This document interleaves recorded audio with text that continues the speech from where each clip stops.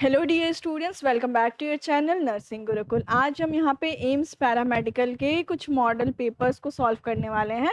ऐसे हम already 3 papers को हमने ऑलरेडी सॉल्व किया जो कि चैनल पे अवेलेबल है, आप वहाँ से जाके चेकआउट कर सकते हो। तो जो भी बच्चे एम्स पैरामेडिकल की प्रिपरेशन कर रहे हैं उनके लिए ये वीडियो काफ़ी यूज़फुल होने वाली है। तो स्टार्ट करते हैं। देखो यहाँ पे क्वेश्चन नंबर 1 क्या दिख रहा होगा आपको।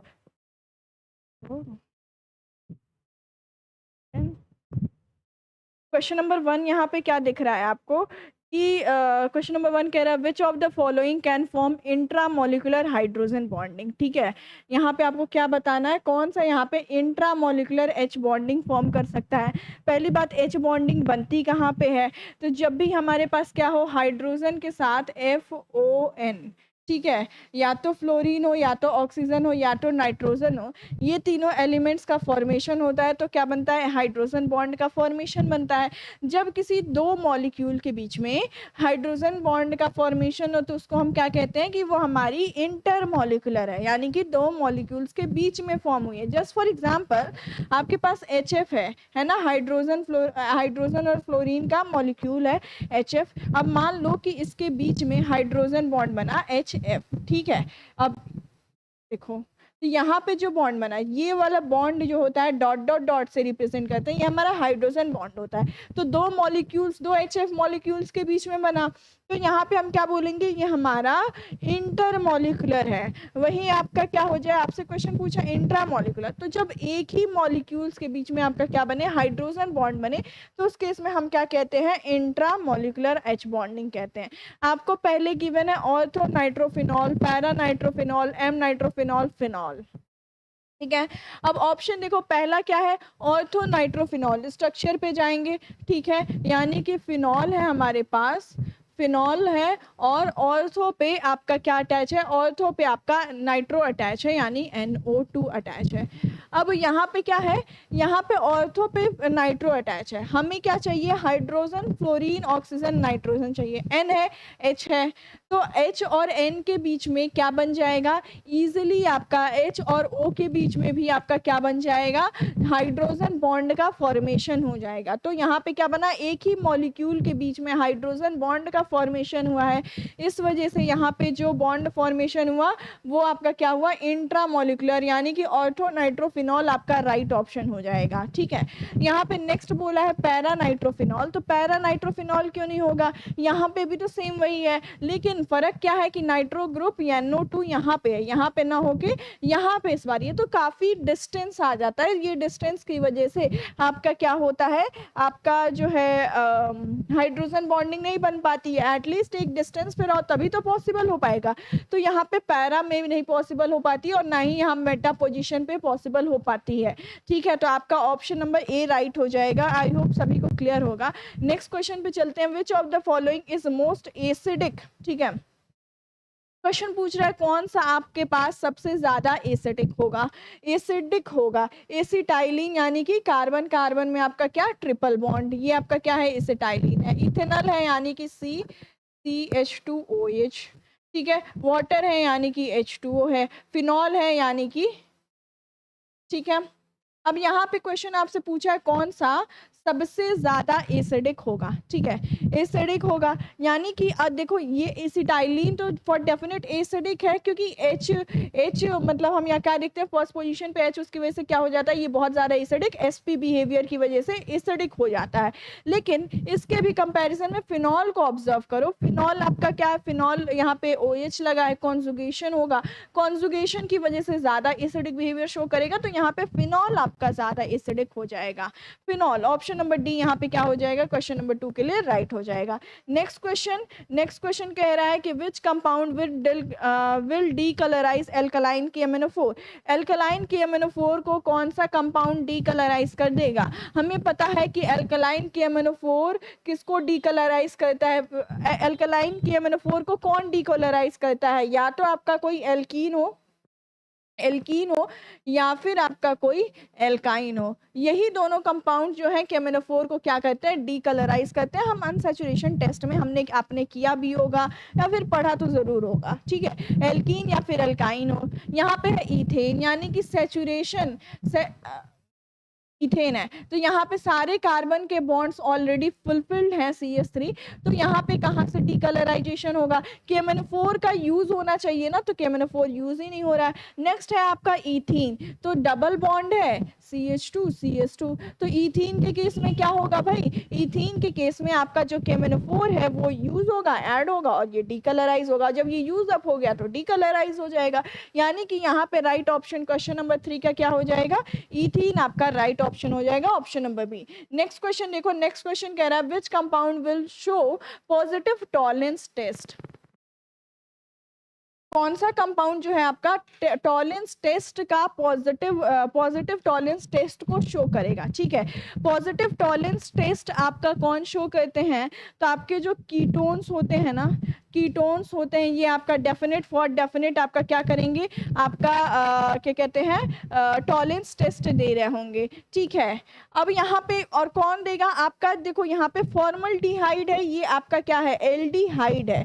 यहाँ पे एसीटोफिनोन है, ये भी नहीं देगा, फॉर्मल्डिहाइड भी नहीं देगा। यहाँ पे एसीटोन जो होंगे ना, सी ऑप्शन, एसीटोन्स आपके क्या कर रहे होंगे? आपके पॉजिटिव टॉलरेंस रिएजेंट टेस्ट दे रहे होंगे, और इथेनॉल अल्कोहल है, ये तो आता ही नहीं है। ठीक है, बात होती है एल्डिहाइड्स और क्या कहते हैं कीटोन्स के क्लासिफिकेशन की, तो वहाँ पे टेस्ट करने के लिए कि एल्डिहाइड प्रेजेंट है या फिर कीटोन प्रेजेंट है, उस केस में हम यूज करते हैं टॉलरेंस रिएजेंट। ठीक है, चलो नेक्स्ट क्वेश्चन है the basic strength order is. ठीक है, बेसिक स्ट्रेंथ, जब एसिडिटी बेसिसिटी चेक करना हो ना, तो हम क्या देखते हैं? हम ये देखते हैं कि अगर हमारे पास इलेक्ट्रॉन विड्रॉइंग ग्रुप देखते हैं या फिर इलेक्ट्रॉन डोनेटिंग ग्रुप देखते हैं। अगर इलेक्ट्रॉन विड्रॉइंग ग्रुप है, ये क्या करता है? आपके एसिडिटी को क्या कर देता है? एसिडिटी को इंक्रीज कर देता है, और साथ में बेसिसिटी को क्या कर देता है भाई? बेसिसिटी को डिक्रीज कर देता है। ठीक है, और वही इलेक्ट्रॉन डोनेटिंग ग्रुप होगा तो ये क्या करेगा? एसिडिटी को डिक्रीज करेगा, बेसिसिटी को इंक्रीज कर देगा। ठीक है, तो भाई यहाँ पे आपको क्या दिख रहा है? CH3 CH3 CH3 CH3 ही दिख रहा है, यानी कि आपका इलेक्ट्रॉन, अच्छा यहाँ पे देखो CH3 है, यानी कि CH3 किसकी तरह काम करता है? इलेक्ट्रॉन डोनेटिंग ग्रुप की तरह काम करता है। वो इलेक्ट्रॉन को विड्रॉ नहीं करता है, इलेक्ट्रॉन को डोनेटिंग की तरह काम करता है, और इलेक्ट्रॉन डोनेटिंग प्रेजेंट है, यानी कि बेसिसिटी वहाँ पे क्या हो जानी है? इंक्रीज हो जानी है, बेसिसिटी इंक्रीज हो जानी है, यानी कि जहाँ पे जितना ज़्यादा आपका CH3 प्रेजेंट होगा वो उतना ही ज़्यादा बेसिक होगा। ठीक है, तो कहाँ पे प्रेजेंट है? यहाँ पे देखो, यहाँ पे क्या है? CH3 को सबसे कम दिखाया है बेसिक। ठीक है, तो ये तो गलत हो गया। यहाँ पे भी CH3 होल ट्वाइस सबसे ज़्यादा है, लेकिन NH3 बीच में आया है, तो NH3 नहीं होगा, NH3 तो लीस्ट बेसिक होगा। क्यों? क्योंकि इसमें तो एक भी इलेक्ट्रॉन डोनेटिंग नहीं है। ऑप्शन सी क्या कह रहा है? CH3 का whole twice NH, 2 electron donating है, तो ठीक है, सबसे ज्यादा बेसिक, फिर 1 इलेक्ट्रॉन डोनेटिंग, फिर आएगा फिर नो इलेक्ट्रॉन डोनेटिंग, तो लास्ट आएगा। ऑप्शन नंबर सी क्या हो जाएगा? ऑप्शन नंबर सी आपका राइट ऑप्शन हो जाएगा। फिर नेक्स्ट क्वेश्चन नंबर 6 क्या कह रहा है? Which of the following is a nucleophile? कौन सा इसमें से आपका न्यूक्लियोफाइल की तरह काम करेगा? न्यूक्लियोफाइल क्या होते हैं भाई? न्यूक्लियोफाइल ऐसे कंपाउंड्स होते हैं जो कि न्यूक्लियस लविंग होते हैं, जो कि क्या होते हैं? न्यूक्लियस लविंग होते हैं, उनको न्यूक्लियस वाला साइड चाहिए। इलेक्ट्रोफाइल क्या होते हैं? जो कि इलेक्ट्रॉन लविंग होते हैं। इलेक्ट्रॉन लविंग होंगे तो वो इलेक्ट्रॉन डेंसिटी पे जाएंगे। ये क्या होने चाहिए? न्यूक्लियोफाइल न्यूक्लियस लविंग होने चाहिए। या फिर जनरली हम देखते हैं जिसपे माइनस चार्ज हो, इलेक्ट्रोफाइल जिसपे प्लस चार्ज हो। तो ये NO2 किसकी तरह काम करेगा? ये एक इलेक्ट्रोफाइल की तरह काम करेगा। आपके पास OH माइनस है, माइनस चार्ज वाला, ये आपका जनरली न्यूक्लियोफाइल की तरह न्यूक्लियोफिलिक अटैक करने में के कैपेबल होगा। तो यहाँ पे राइट ऑप्शन आपका ऑप्शन नंबर सी हो जाएगा। क्वेश्चन नंबर 6 के लिए option number C. Next question क्या है? Which of the following species is a paramagnetic? ठीक है, पैरामैग्नेटिक कैसे जानेंगे? हमारे पास गिवन है N2 F2 O2 CO2। Paramagnetic कैसे जानेंगे? तो इसके लिए हम क्या करते हैं? मॉलिक्यूलर ऑर्बिटल थ्योरी देखनी पड़ेगी, है ना। मॉलिक्यूलर ऑर्बिटल थ्योरी से जब भी हमारा क्या आएगा? जब भी सिंगली ऑक्युपाइड देखेंगे तो वहां पे हम बोलेंगे कि पैरामैग्नेटिक है, और जब भी डबली ऑक्युपाइड देखेंगे तो वहां पे हम क्या बोलेंगे? कि वो डायामैग्नेटिक है। ठीक है, जनरली हम वीबीटी थ्योरी से जानते हैं कि जो हमारा O2 होता है, इसका पैरामैग्नेटिक बिहेवियर को वीबीटी नहीं एक्सप्लेन कर पाता है। ये क्या आता है, उसके लिमिटेशन में आता है। तो इतनी बातें अगर पता है तो हम बता सकते हैं कि O2 क्या हो जाएगा, पैरामैग्नेटिक हो जाएगा। नहीं तो फिर क्या ऑप्शन है, हम सारे ही ऑप्शंस को एक एक करके चेक कर रहे होंगे, कौन सा पैरामैग्नेटिक है, कौन सा पैरामैग्नेटिक नहीं है। चलो, एक मैं O2 आपका पैरामैग्नेटिक है, इसके लिए मैं बता देती हूँ। सिग्मा 1s होता है, फिर सिग्मा 1s। अब ये क्या होगा, सिग्मा स्टार में होगा। अच्छा देखो, O2 है तो टोटल नंबर ऑफ इलेक्ट्रॉन्स की बात करें, एक के पास 8, दूसरे के पास 8, यानी 8 + 8 यानी कि 16 टोटल इलेक्ट्रॉन्स आ जाएंगे। इसी 16 इलेक्ट्रॉन्स के फिलिंग हम MOT में करेंगे, है ना। तो पहले आपका कौन आया, सिग्मा सिग्मा आया, फिर आपका कौन आएगा, सिग्मा 2s, फिर सिग्मा स्टार 2s। इतना तो जाहिर सी बात है, इतना सबको पता होगा यहाँ पे। अच्छा, यहाँ पे सिग्मा 2s है। अब 2s के बाद कौन आता है, p आता है। तो यहाँ पे p में आपका 2 आएगा, एक आपका आएगा पाई, आपका आएगा पाई 2pz, है ना, 2pz। और आपका आता है सिग्मा 2px और साथ में सिग्मा 2p पाई। ठीक है, तो इसी ऑर्डर में हम क्या करते हैं, इसी ऑर्डर में अपने इलेक्ट्रॉन्स की फिलिंग कर रहे होते हैं। नहीं, ये आपका सिग्मा में होता है, ये आपका पाई में फिल होता है। ठीक है, सिग्मा देखो एक मिनट, ये आपका सिग्मा में फिल होता है, ये पाई में। हम थोड़ा सा इलेक्ट्रॉन्स की फिलिंग करके देखते हैं। यहाँ पे क्या हो जाएगा, कितने इलेक्ट्रॉन्स जाएंगे, यहाँ पे आपके 2 electrons 2 electrons 2 electrons 2 electrons 2 electrons, कितना हुआ भाई, 2 4 6 8 10 11 12 13 14, कितने इलेक्ट्रॉन्स बचे, 2 इलेक्ट्रॉन्स और बचे। हम अब क्या होगा भाई, 2 इलेक्ट्रॉन्स कहाँ फिल होंगे, तो हमारे पास आएगा पाई स्टार 2px, ये दोनों की एनर्जी बराबर होती है भाई, और 2py। तो भाई एनर्जी बराबर है, तो हमें क्या पता है कि सारे सिमिलर एनर्जी वाले को पहले भरा जाता है। प्रिंसिपल याद करो, बाउहुन्स और आपके पास पॉलीज। ठीक है, तो यहाँ पे क्या हो जाएगा, एक इलेक्ट्रॉन इसके पास, एक इलेक्ट्रॉन इसके पास जाएगा। फिलिंग की है हमने बस इलेक्ट्रॉनों की, तो भाई एक एक इलेक्ट्रॉन यानी क्या दिख रहे हैं, और ये सब क्या है, 2py और 2px यहाँ पे क्या है, अनपेयर्ड है। और जब भी हमारा क्या हो, अनपेयर्ड इलेक्ट्रॉन प्रेजेंट होता है, तो अनपेयर्ड मतलब कि हमारा कैसा है, वो पैरामैग्नेटिक है। ठीक है, अगर ये नहीं होता, सिर्फ यहाँ तक होता, तो फिर हम क्या बोलते हैं, सब फिर मतलब डब्ल्यू ऑक्यूपाइड 2 इलेक्ट्रॉन्स के फिलिंग है, यानी कि वो क्या हो जाते, वो आपका डायमैग्नेटिक हो जाते। लेकिन एक एक इलेक्ट्रॉन है, तो ये आपका पैरामैग्नेटिक। ऑप्शन नंबर सी आपका राइट हो जाएगा। नेक्स्ट क्वेश्चन कह रहा है कि in which of the compounds does central atom has sp3d2 hybridization. ठीक है, स्टेरिक नंबर से कैलकुलेट कर सकते हो भाई, z की वैल्यू हाफ। ठीक है, और नंबर ऑफ बॉन्डेड पेयर और लोन पेयर ऑफ इलेक्ट्रॉन्स से हम क्या कहते हैं, सिंपली हम क्या कर लेते हैं, z को कैलकुलेट कर लेते हैं। यहाँ पे आपका PCl5 है, PCl5 आपका क्या हाइब्रिडाइजेशन शो करता है, आपका sp3d शो करता है। ठीक है, आपसे क्या पूछा है, sp3d2 पूछा है। नेक्स्ट है आपका SF6, तो SF6 क्या शो करता है भाई, ये शो करता है आपका sp3d2। ठीक है, नेक्स्ट है आपका ClF3, ClF3 क्या शो करता है, ClF3 का हो जाता है sp3d। ClF3 जनरली हमारा sp3d में होता है, और हमारा ये भी आपका I3 माइनस भी आपका किस में होता है, sp3d में होता है। आपसे क्वेश्चन पूछा था फॉर sp3d2, यानी कि ऑप्शन नंबर बी आपका क्या हो जाएगा, राइट हो जाएगा। नेक्स्ट क्वेश्चन की बात करें, नेक्स्ट क्वेश्चन नंबर 9 कह रहा है which law is not applicable to ideal gases. ठीक है, बहुत इजी है। कौन सा जो लॉ है वो आइडल गैसेस के लिए नहीं एप्लीकेबल होता है, यानी कि अब हम गैस वाले चैप्टर में, गैस स्टेट वाले चैप्टर में बॉयल्स लॉ पढ़ते हैं, डाल्टन्स लॉ पढ़ते हैं, एवोगैड्रोस लॉ पढ़ते हैं। ये राउल्ट्स लॉ हम कहाँ पढ़ते हैं, हम अपने सोल्यूशन में पढ़ते हैं ना। सोल्यूशन की प्रॉपर्टीज के लिए वेपर प्रेशर क्या होगा, पॉजिटिव नेगेटिव डेविएशन शो करने के लिए हम राउल्ट्स लॉ यूज करते हैं। लेकिन ये तीनों लॉज हम गैस स्टेट में स्टडी करते हैं, और वो किसके लिए होता है भाई, फॉर ये आपका होता है आइडल गैस के लिए। ये सारे लॉज किसके लिए होते हैं, फॉर आइडल गैस। और क्वेश्चन पूछा है नॉट एप्लीकेबल, कौन सा नहीं एप्लीकेबल होता है भाई, राउल्ट्स लॉ नहीं एप्लीकेबल होता है। ठीक है, जनरली हम सोल्यूशन की बात कर रहे होते हैं राउल्ट्स लॉ में, वेपर प्रेशर ऑफ गैस की बात करते हैं, लेकिन most of it talks about the solution. ठीक है, नेक्स्ट क्वेश्चन की बात करें, नेक्स्ट क्वेश्चन है आपका क्वेश्चन नंबर 9 हो गया। क्वेश्चन नंबर 10 है कि विच is the most basic oxide. यहाँ पे ऑक्साइड के बारे में पूछा है कि कौन सा सबसे ज्यादा बेसिक हो जाएगा। अब आपको गिवन क्या है, Na2O गिवन है, CO2 गिवन है, ZnO गिवन है, ठीक है। तो इन सब में और साथ में Al2O3 भी गिवन है। तो बात करें सबसे बेसिक की बात की है, सबसे बेसिक कौन सा होगा, सबसे क्षारीय कौन सा होगा, तो आपका इनमें से Na2 होगा। Na2O जो होता है सबसे ज्यादा बेसिक ऑक्साइड हो जाएगा इसमें से, ठीक है। क्लियर है, क्योंकि वो आपका क्या कहते हैं, वो एल्कली मेटल्स वाले केस में बना रहा है, तो वहां पे वो ज्यादा एसिडिक भी होते हैं, ठीक है। क्वेश्चन नंबर 11 कह रहा है कि which does not show optical isomerism. कौन सा नहीं शो करेगा, डज नॉट शो।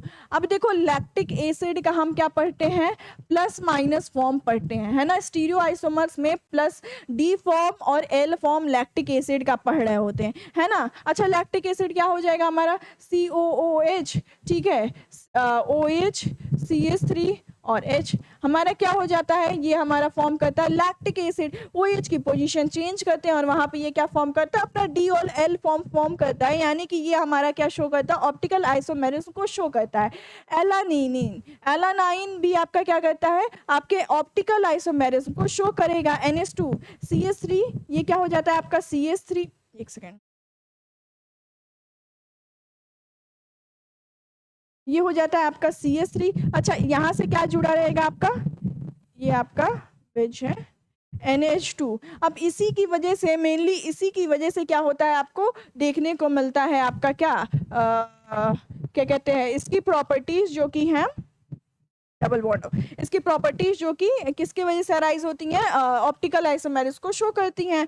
फिर है 2-ब्यूटेनॉल, यानी कि ब्यूटेन, यहाँ पे CH3, यहाँ पे भी CH3 और क्या हो जाएगा ऑल OH और H। तो ये क्या करेगा भाई, ये भी क्या करेगा, ब्यूटेन बोला है, ब्यूटेन ऑल क्या, ठीक है। तो ये क्या हो जाएगा, ये भी आपका शो करेगा सिस ट्रांस। और 1-ब्यूटेनल में भाई, 1-ब्यूटेनल में ये तो 2 हो गया,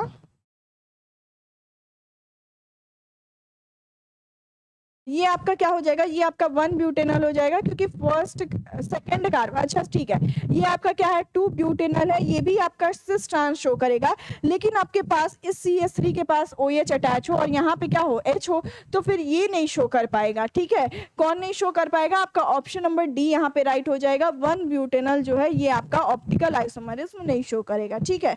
नेक्स्ट क्वेश्चन पे चलते हैं, question number 12, which compound is least soluble in water. सबसे ज्यादा वाटर में कम सॉल्युबल, लीस्ट सॉल्युबल कंपाउंड कौन होगा।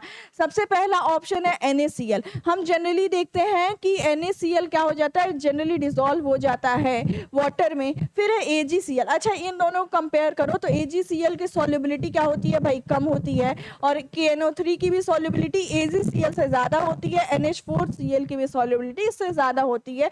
आपका right option option number B हो जाएगा कि जो हमारे पास AgCl है वो लीस्ट सॉल्युबल होता है, ठीक है। नेक्स्ट क्वेश्चन है, which is the strongest reducing agent. कौन सा सबसे ज्यादा रेड्यूसिंग एजेंट है, कौन सा सबसे स्ट्रॉन्गेस्ट रेड्यूसिंग एजेंट है। हमें क्या पता है कि हमारे यहाँ पे सारे आपको एल्कली मेटल्स दिख रहे होंगे, क्या होते हैं भाई, lithium, sodium, potassium, rubidium, potassium, rubidium, caesium, francium, ठीक है।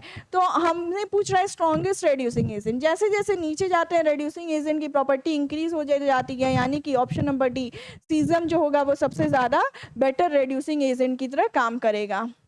नेक्स्ट क्वेश्चन, क्वेश्चन नंबर 14 क्या कह रहा है, What is the oxidation of Mn? Oxidation of Mn in KMnO4।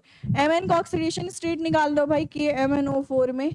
तो K का क्या होता है, +1 होता है, Mn का X होता है, और O4 का क्या होता है भाई, O का क्या होता है -2 होता है, और 4 ऑक्सीजन है तो 4 हो जाएगा, इज इक्वल टू 0। यहाँ से क्या हो गया +1 प्लस X और ये क्या हो जाएगा, प्लस माइनस माइनस, 4 2 जा 8 हो जाएगा, इज इक्वल टू 0, +1 -8, ये कितना आ जाएगा, -7 + x is equal to 0, x is equal to कितना आ जाएगा, +7 हो जाएगा। यानी कि आपका ऑक्सीडेशन स्टेट कहाँ गया, Mn का कितना आया, 7 आया, यानी कि राइट ऑप्शन आपका ऑप्शन नंबर डी हो जाएगा। आई होप इतनी बातें सभी को क्लियर होंगी। नेक्स्ट क्वेश्चन, क्वेश्चन नंबर 15 भी देखो क्या कह रहा है, which of the following has highest bond dissociation energy. Bond dissociation energy यानी कि अगर मान लो H है तो इसको तोड़ने के लिए जो एनर्जी लगेगी, इस बॉन्ड को डिसोशिएट करने के लिए, तोड़ने के लिए जो एनर्जी लगेगी वो तो आपकी क्या होगी, बॉन्ड डिसोशिएशन एनर्जी। यानी कि बॉन्ड डिसोशिएशन एनर्जी किसकी ज़्यादा, सबसे ज़्यादा किसकी होगी, कोई ऐसा बॉन्ड जो कि बहुत स्ट्रांग है ना, जिसकी बॉन्डिंग बहुत स्ट्रांग होगी, उसको तोड़ने के लिए बहुत ज़्यादा एनर्जी लगेगी, तो बॉन्ड डिसोशिएशन एनर्जी उस केस में उसकी क्या हो जानी है, हाई हो जानी है। यहाँ पे सारे ही आपको क्या दिख रहे हैं, सारे ही आपको हैलोजेंस दिख रहे हैं। तो यहाँ पे हम क्या करेंगे, हैलोजेंस के केस में सबसे ज्यादा बॉन्ड डिसोसिएशन एनर्जी आपकी Cl2 की होती है। ऑप्शन नंबर बी यहाँ पे आपका राइट हो जाएगा। ठीक है, नेक्स्ट क्वेश्चन कह रहा है कि which of the following gives violet colour with neutral FeCl3। Neutral FeCl3 के साथ मिलके किसका फॉर्मेशन करना है, वॉयलेट कलर बनाना है। तो ऐसा कौन करता है, हम एक रिएक्शन पढ़ते हैं जो कि न्यूट्रल FeCl3, ठीक है। पहला है फिनॉल। फिनॉल क्या होता है, फिनॉल OH, और ये मिलाना है इसको हमें FeCl3 के साथ, ठीक है। तो इस केस में हमें क्या मिलता है, वॉयलेट कलर मिलता है। यहाँ पे क्या हो जाएगा, OFe, यहाँ से H हटेगा और यहाँ पे कौन जुड़ेगा, OFeCl2, ठीक है, OFeCl2 और साथ में HCl रिमूव हो जाएगा। इसका कलर क्या होता है, वॉयलेट होता है। इसी वजह से ये क्या देता है, रिएक्शन में वॉयलेट कलर देता है। राइट ऑप्शन आपका ए हो जाएगा, option number A, that is phenol. ठीक है, फिनॉल क्या करता है, न्यूट्रल FeCl3 के साथ OFeCl2 वाला कंपाउंड बनाएगा, इसका क्या होता है, वॉयलेट कलर होता है। नेक्स्ट क्वेश्चन नंबर 17 क्या कह रहा है, which of the following is least reactive in nucleophilic substitution. कौन सा सबसे कम रिएक्टिव होगा, सबसे कम रिएक्टिव कौन सा होगा न्यूक्लियोफिलिक सब्स्टिट्यूशन में। और आप ऑप्शन देखो तो CH3Cl, CH3Br, CH3I और C6H5 Cl गिवन है। अब देखो न्यूक्लियोफिलिक सब्स्टिट्यूशन में अब आपके CH3 है, CH3 है, CH3 है, ये तो जनरली इजीली न्यूक्लियोफिलिक सब्स्टिट्यूशन दे दिए होते हैं ना, दे देंगे। लेकिन C6H5Cl लीस्ट सबसे कम, ज्यादा कम रिएक्टिव होगा, सबसे कम रिएक्टिव होगा। और इनमें से अगर कंपेयर करने, पहले तीन में से कंपेयर करने के लिए पूछा होता तब क्या करते, तब हम बेटर लिविंग ग्रुप की तरफ जाते। I2 हमें पता है बेटर लिविंग ग्रुप है, तो उसके हिसाब से ये वाला होगा, ये सबसे ज्यादा रिएक्टिव होगा। लेकिन अभी आपके पास C6H5 है, तो आपका ऑप्शन नंबर डी राइट हो जाएगा। C6H5Cl सबसे कम रिएक्टिव होता है। अभी सबसे कम रिएक्टिव पूछा है, लीस्ट रिएक्टिव पूछा है, ठीक है, तो आपका डी हो जाएगा राइट ऑप्शन। नेक्स्ट क्वेश्चन है लीस्ट रिएक्टिव, ये हो गया। हाँ, यहाँ पे क्वेश्चन क्या पूछ रहा है, which is the major product form when ethene reacts with cold dilute MnO KMnO4। यानी कि इथीन है आपके हमारे पास, यानी कि CS2 नॉर्मल एल्केन्स वाले हाइड्रोकार्बन्स वाले चैप्टर में पढ़ा होगा आपने। हमारे पास क्या है, डाइल्यूट कोल्ड KMnO4 है, ठीक है। अब यहाँ पे पूछ रहा है क्या प्रोडक्ट फॉर्म होगा, तो यहाँ पे क्या होता है, इसका इसमें ऑक्सीडेशन, KMnO4 एक ऑक्सीडेटिव रिएजेंट है, तो ये क्या करेगा, यहाँ पे भी OH आ जाएगा, यहाँ पे भी OH आ जाएगा, और ये हो जाएगा CS2CH। ठीक है, इस कंपाउंड को कहेंगे क्या, इसको हम बोलते हैं इथाइलिन ग्लाइकॉल। ठीक है, इथाइलिन ग्लाइकॉल, यानी कि ऑप्शन नंबर आपका सी राइट हो जाएगा। ऑप्शन नंबर सी क्या हो जाएगा, आपका राइट आंसर हो जाएगा। नेक्स्ट क्वेश्चन, क्वेश्चन नंबर 19 को देखो। क्वेश्चन नंबर 19 कह रहा है which is what is the equivalent weight of H2SO4 in reaction with NaOH। यानी कि NaOH के साथ रिएक्शन हो रहा है H2SO4 का, तो इक्विवेलेंट वेट इस H2SO4 का क्या आ रहा है। इसके लिए हमें क्या पता होना चाहिए, इसका रिएक्शन पता होना चाहिए। हमारे पास H2SO4 है और इसका रिएक्शन कराना है हमें NaOH के साथ। अब जनरली होगा क्या, यहाँ पे Na जो है ना वो HSO4 के साथ कंबाइन करेगा, Na जो है वो HSO4 के साथ साथ कंबाइन करेगा, यानी कि NaHSO4 और साथ में H2O का लिबरेशन होगा। तो हमें इसका इक्विवेलेंट वेट चाहिए विथ रिएक्शन विथ NaOH। अब NaOH के साथ मिला है तो कितना एक इसका देखो, इसको ब्रेक करो ना आयंस में सिंपली, तो यहाँ पे तो सिर्फ एक H प्लस निकला है ना, एक H प्लस निकला है। देखो यहाँ पे H2SO4 जो है वो क्या किया है, H प्लस प्लस OSO4, एक सेकेंड, ये प्लस OHOSO4 माइनस में टूटा है, ठीक है। यही जो है वो इसके साथ कंबाइन कर लिया है, वो नहीं रहेगा ना, हाँ ठीक है, HSO4 माइनस में टूटा है, ठीक है, H2SO4 टूटा है तो H प्लस और HSO4 माइनस में टूटा है, तो ये इसके साथ प्रोडक्ट का फॉर्मेशन कर लिया है। यानी कि कितने आपके इन्वॉल्व हुए H प्लस, सिर्फ एक ही H प्लस निकला है।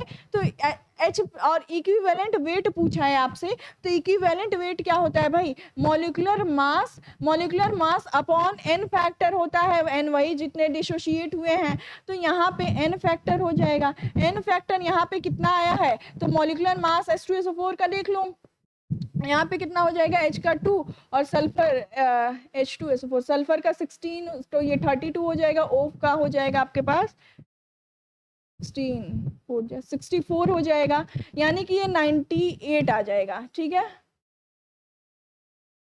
हाँ 98 ग्राम पर मोल आ जाएगा इसका मॉलिक्यूलर मास। तो इसका मॉलिक्यूलर मास क्या हो जाएगा, 98 अपॉन n फैक्टर तो 1 है, यानी कि 1, यानी कि इसका क्या आ गया, 98 आपका आंसर हो जाएगा, इक्विवेलेंट वेट इसका है। अच्छा, यहाँ पे देखो m/1, m/2, m/3, m/4 के फॉर्मेट में दिया है, तो इसको ध्यान में देना, m/1, m/2 यानी कि molecular, m stands for molecular weight, molecular mass, तो इसका मॉलिक्यूलर मास अपॉन 1 ही तो हुआ है, यानी कि राइट ऑप्शन आपका ऑप्शन नंबर ए हो जाएगा। ऑप्शन नंबर ए आपका क्या हो जाएगा, राइट आंसर हो जाएगा। क्वेश्चन नंबर 20 पे चलते हैं। क्वेश्चन नंबर 20 कह रहा है which is an example of coordinate bond. Coordinate bond का फॉर्मेशन कौन करेंगे, प्लस में होना चाहिए, जाहिर सी बात है, तो कोऑर्डिनेट बॉन्ड बनेगा, है ना। प्लस में कौन दिख रहा है, सी वाला दिख रहा है, NH4 प्लस दिख रहा है, तो ये क्या करेगा, कोऑर्डिनेट बॉन्ड का फॉर्मेशन करेगा, ठीक है। नेक्स्ट क्वेश्चन है which gas is used in the preparation of HNO3 by Ostwald process. क्या हो गया, ठीक है, यानी कि ओस्टवाल्ड प्रोसेस में हम HNO3 का प्रिपरेशन करते हैं, तो किस गैस, कौन सी गैस की जरूरत पड़ती है हमें, किस गैस के हेल्प से करते हैं, तो भाई NH3 अमोनिया, NH3 से ही तो प्रिपरेशन होता है इसका, ठीक है।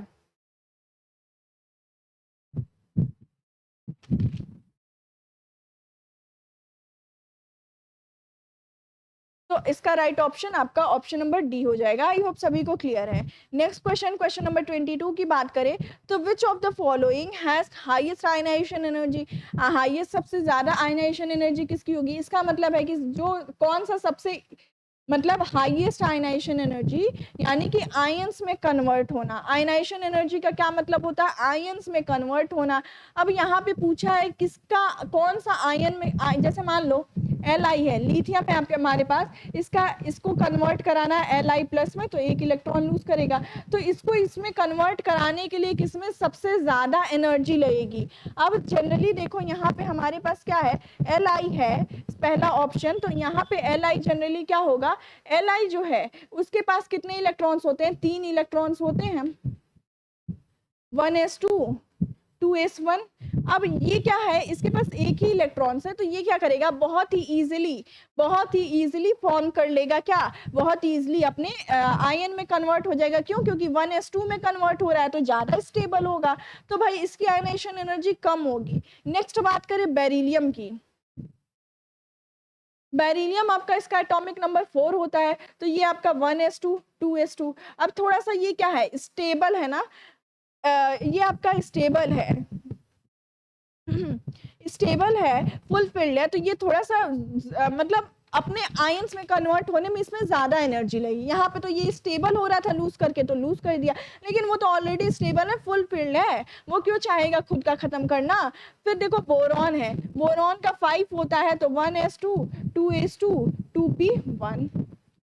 तो ये भी क्या करेगा, एक इलेक्ट्रॉन है तो ये भी इजिली लूज करेगा, और कार्बन भी आपका 2s2 2p6 2p2 हो जाएगा, तो वो भी स्टेबल। आपका राइट ऑप्शन आपका बी हो जाएगा, हाईएस्ट आयनाइजेशन एनर्जी यही शो करेगा, क्योंकि यहाँ पे क्या है 2s2 है, और 2s2 होने की वजह से ये क्या करेगा, ये स्टेबल है, तो अपनी स्टेबिलिटी को कोई लूज थोड़ी करना चाहता है। हाँ, क्वेश्चन नंबर 23 कह रहा है which species has the smallest radius.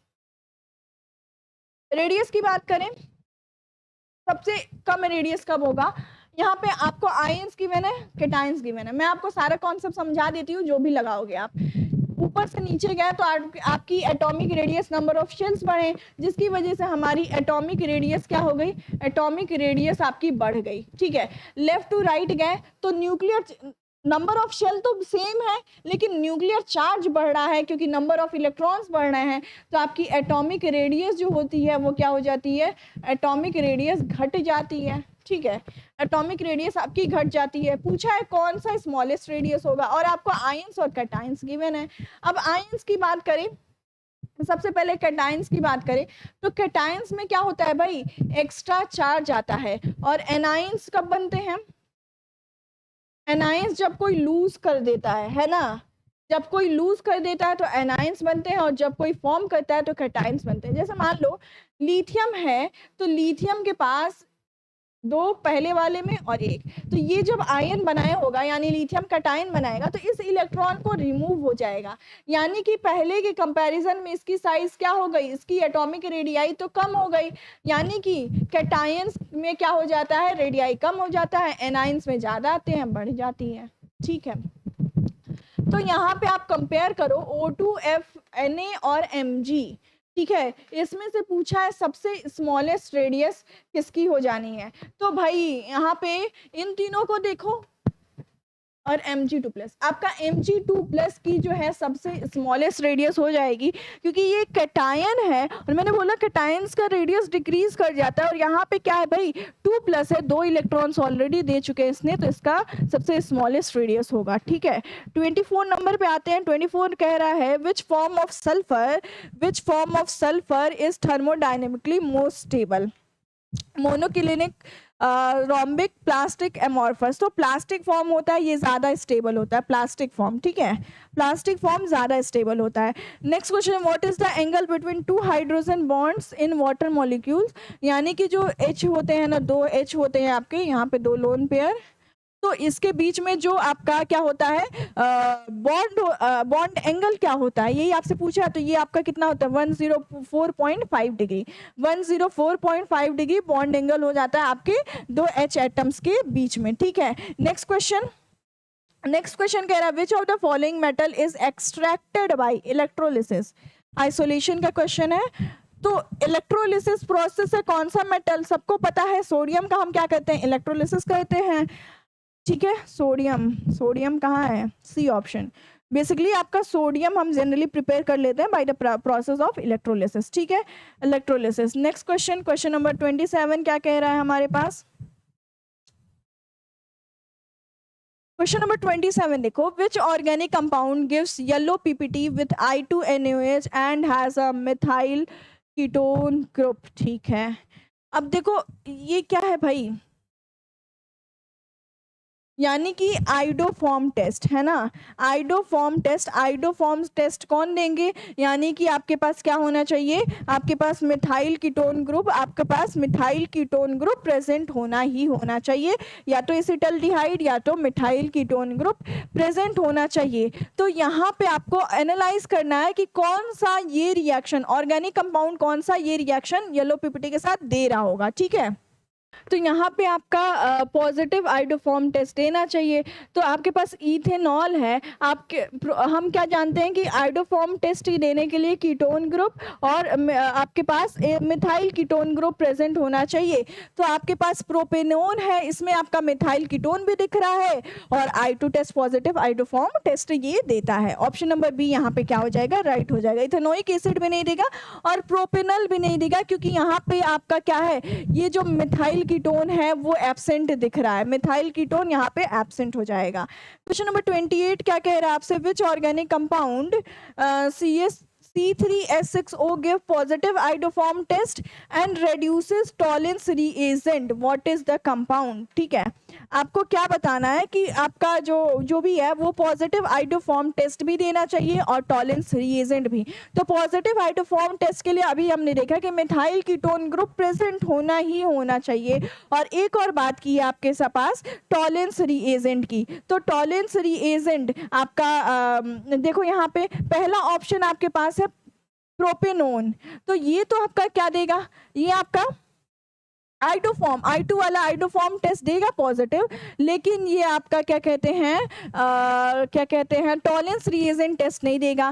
Propanal की बात करें तो प्रोपेनल आपका I2 टेस्ट तो देगा ही नहीं, तो ये भी नहीं हो जाएगा। Gives positive and reduces Tollens reagent. ठीक है, टॉलेंस रिएजेंट को रेड्यूस। नेक्स्ट है आपका acetone, positive iodoform test. Next है आपका एसीटोन और फिर है आपका ब्यूटेनल। अब एसीटोन और ब्यूटेनल में क्या होगा,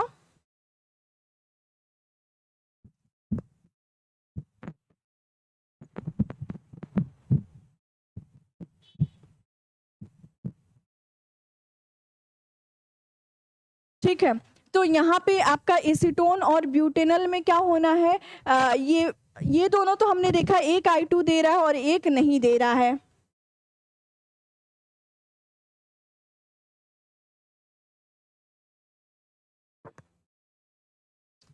एसीटोन और ब्यूटेनल में भी इस क्वेश्चन को लीव करना क्योंकि ये दोनों भी नहीं दे रहे होंगे फॉर।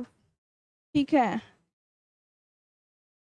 क्वेश्चन नंबर 29 पे आओ। क्वेश्चन नंबर 29 कह रहा है कि विच alkene give only one monochlorinated product on reaction with Cl2 in the presence of sunlight। Question ये कह रहा है कि कौन सा एल्कीन जो है वो आपका मोनोक्लोरिनेटेड यानी कि सिर्फ और सिर्फ एक ही Cl आपका अटैच होना चाहिए जब हम क्या कराएं Cl2 के साथ रिएक्शन कराएं in the presence of sunlight, सिर्फ और सिर्फ एक ही अटैच होने चाहिए। ठीक है, तो इसमें से आपका प्रोपीन ब्यूटवनीन 2 मिथाइल प्रोपीन हमको पता है किस में होता है भाई, ऐसा इथीन में होता है CH2 डबल बॉन्ड CH2 में। यहाँ पे जब हम रिएक्शन कराते हैं HNU के प्रेजेंस में Cl2 के साथ तो यहाँ पे एक से Cl अटैच होता है CH3, ठीक है, और CH2, ठीक है, एक ही मोनोक्लोरिनेटेड प्रोडक्ट मिलता है। राइट ऑप्शन आपका ऑप्शन नंबर डी हो जाएगा। नेक्स्ट क्वेश्चन देखो, क्वेश्चन नंबर 30 क्या कह रहा है कि which compound shows geometrical as well as optical isomerism, यानी कि कौन सा ऐसा कंपाउंड है जो कि दोनों ही शो करेगा। 2 ब्यूटीन है, 2 ब्यूटीन क्या शो करता है, ब्यूट2ईन यानी C डबल बॉन्ड C है और ये आपका, तो ब्यूटीन हम क्या जानते हैं सिस और ट्रांस आइसोमर्स शो करेगा ब्यूटीन। फिर नेक्स्ट है आपका लैक्टिक एसिड, लेकिन ऑप्टिकल की बात करें तो ऑप्टिकल नहीं शो करेगा। आपसे क्या पूछा, दोनों ही शो करने चाहिए। ठीक है, नेक्स्ट बात करें लैक्टिक एसिड की, तो अभी थोड़ी देर पहले लैक्टिक एसिड वाला एग्जांपल देखा है हमने, जहां पे देखा कि लैक्टिक एसिड ये आपका ऑप्टिकल शो करेगा, लेकिन इसके पास डबल बॉन्ड तो नहीं है। डबल बॉन्ड कहाँ प्रेजेंट है भाई, ये आपके लैक्टिक एसिड में COOH CH3, एक सेकेंड, OH CH3 और H। लैक्टिक एसिड में इसमें डबल बॉन्ड कहाँ है, डबल बॉन्ड नहीं प्रेजेंट है, तो आपका सिस और ट्रांस आइसोमर्स यानी ज्योमेट्रिकल नहीं बनेगा। ये ऑप्टिकल शो करते हैं D और L फॉर्म वाले। फिर है आपका 2,3 डाइक्लोरोब्यूटेन, ठीक है, बना लो, ब्यूटेन है 3 4 और सेकंड और थर्ड पे क्लोरो अटैच है। तो ये क्या आपको दिख रहा है, अब ब्यूटेन है। अगर ये ब्यूटीन रहता तो फिर ये शो करता है क्या कहते हैं आपका, शो करता है ज्योमेट्रिकल, लेकिन यहाँ पे अब सिंगल बॉन्डिंग है, डबल बॉन्ड नहीं प्रेजेंट है, तो आपका ज्योमेट्रिकल नहीं शो करेगा। और ब्यूटेन टू ऑल की बात करें, ब्यूटेन टू ऑल, अब ये क्या करेगा, ब्यूटेन टू ऑल भी आपका शो करेगा बट दोनों नहीं शो करेगा, है ना। ब्यूटेन टू ऑल भी यहाँ पे दोनों नहीं शो कर रहा है, तो इस क्वेश्चन में भी थोड़ा सा मिसप्रिंटिंग लग रही है मुझे। ठीक है, हालांकि देखो इसमें क्या है, टोटल आपके एम्स पैरामेडिकल इसमें आपके 30 क्वेश्चंस ऐसे मिलेंगे। ये आपका मॉडल पेपर 4 था और ऐसे और भी आपको मॉडल पेपर देखने को मिलेंगे। ठीक है, आज के लिए इस सेशन के लिए इतना ही रखते हैं। That's all for this video, thank you so much.